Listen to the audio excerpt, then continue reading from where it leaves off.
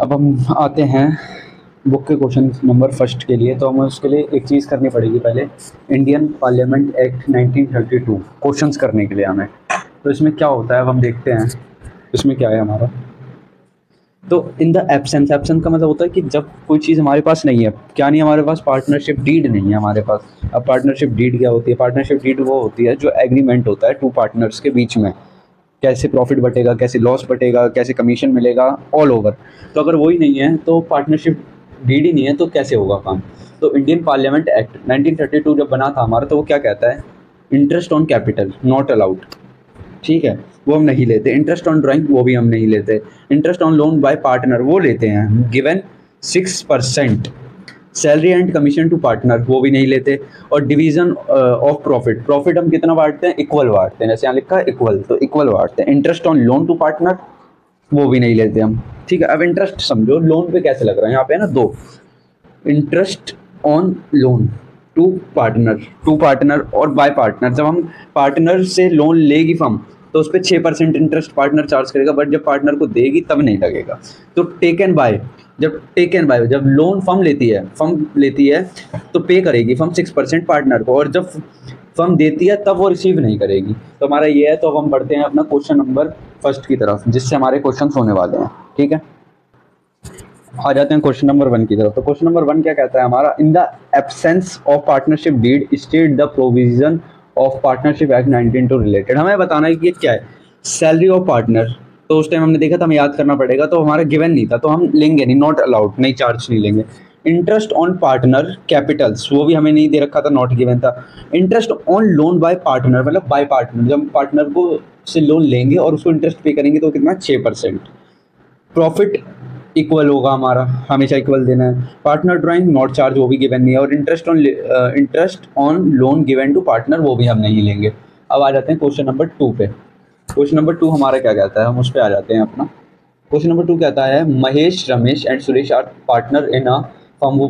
एक फर्म में 3 पार्टनर्स हैं, ठीक है। They do not have a partnership deed, उनमें पार्टनरशिप डीड नहीं है। At the end of the first year of a business they face the problems, उनने कुछ प्रॉब्लम्स देखी। इन प्रॉब्लम्स का क्या होगा अब हम देखते हैं। पहली प्रॉब्लम क्या है, Ramesh wants that interest on capital should be allowed to the partners but Ramesh and Suresh do not agree. तो इसका आंसर है कि इसका जो क्लेम है, जैसे लिखा है ना, a Mahesh claim is not accepted. क्यों एक्सेप्टेड नहीं है, क्योंकि पार्टनरशिप डीड ही नहीं है इनमें, पहली बार डू नॉट। तो महेश को चाहिए इंटरेस्ट ऑन कैपिटल, तो वो तो हम लेते नहीं हैं। और इनका कहना है कि वो एग्री नहीं है इस बात पे, तो ये बात तो सही है, पार्टनरशिप डीड नहीं दे रखी है एक्ट के हिसाब से, तो सही है बात। अब आते हैं सेकंड प्रॉब्लम पे। Ramesh wants that the partner should be allowed to draw salary but Mahesh and Suresh do not agree. तो इस बार भी इसका क्लेम, रमेश का क्लेम इज नॉट एक्सेप्टेड। क्यों, इसने क्या बोला, Ramesh want that the partner should be allowed to draw salary पे ड्राइंग चार्ज करे, ये नहीं होगा क्योंकि वो मना कर रहे हैं और पार्टनरशिप की डीड हमारी नहीं दे रखी, तो एक्ट भी हमारा अलाउ नहीं करता। अब आ जाते हैं हम second, Mahesh and Ramesh wants that Suresh should pay interest on loan given by firm. तो इसमें दे रखा है, इनमें भी इनका क्लेम नॉट एक्सेप्टेड होगा, पार्टनरशिप डीड में नहीं बना रखी, और दूसरा एक्ट भी हमें वो नहीं करता। अब है Mahesh and Ramesh have contribute large amount of distributed ratio, तो ये भी हमारा नहीं होगा, इनका क्लेम भी नॉट इक्वल जाएगा। इसमें चारों के क्लेम हैं जो नॉट एक्सेप्टेड हैं, क्योंकि इनमें से एक भी पार्टनरशिप एक्ट के ऊपर नहीं है। ये इक्वल होगा, लास्ट वाला इक्वल पे होगा, ठीक है। हमारा तो क्वेश्चन नंबर सेकंड की तरफ, सॉरी थर्ड की तरफ। थर्ड क्या कहता है वो हमारा, और अब हमारा थर्ड क्वेश्चन क्या रहा है, P used 15,000 belong to the firm and earn a profit 5,000 rupees. Q and R want to the profit given to the firm. क्या है कि उसने 50,000 फर्म से लिए और उन 50,000 से 5,000 रुपये और कमा लिए, तो फर्म को उससे लौटाने भी हैं 50,000।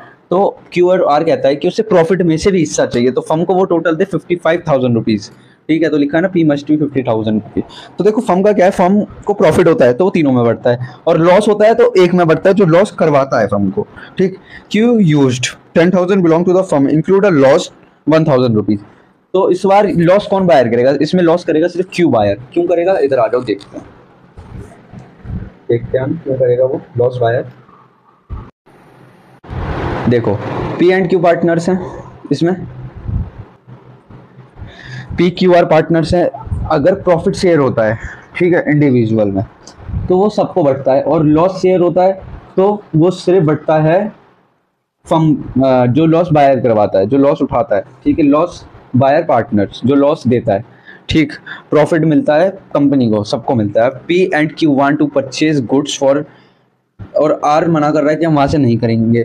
तो बट जब दो है, दो की वो ज़्यादा है हमारे पास, तीन है, दो कह रहे हैं कि हम यहाँ से खरीदेंगे, जब एक कह रहा है तो नंबर ऑफ डिमांड कहाँ से आ रही है, इस तरफ से, तो हम पी एंड क्यू की बात मानेंगे। और Q R want to admit V partner, P does not agree, तो हम नहीं ले सकते उसको पार्टनर, क्योंकि जब हमारा तीसरा मेंबर ही मना कर रहा है पार्टनर का, फर्म का चौथे मेंबर को लाने से, तो हम नहीं ला सकते।